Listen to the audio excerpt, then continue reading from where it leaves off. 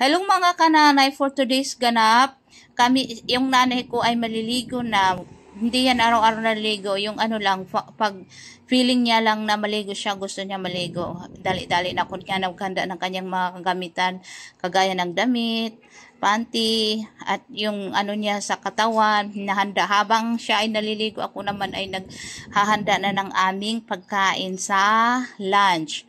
Ito, kasi ang matapos na ako magagayat dito, maghanda ng uulamin namin siya, hindi pa tapos. Minsan umaabot yan ng 2 oras. Pag magagalit pa yan kasi marami pa daw siyang dumi sa katawan.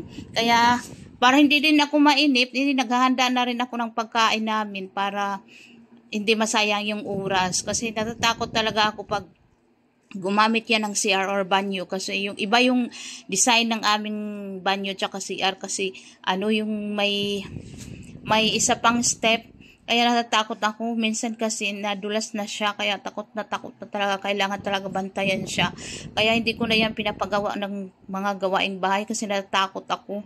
Ayan, nagluluto ka ang ulam namin ginisang gulay. Ang mga talaga, ako gumagamit ako ng mantika, kunti lang, yung maluto lang ba ang mga recados, tapos kunting karne, kadalasan maraming talaga yung gulay. Present talaga yung pechay sa gulay na pag nagugulay kami kasi may tanim akong gulay dito sa likod namin, kaya ito present pala, may kada gulay may pechay talaga.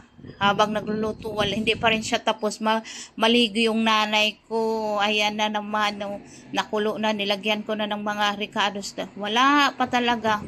Nagagalit yan pag tinatawag ko na panay tawag, kaya antayin ko na lang siya dito habang nagluluto ako.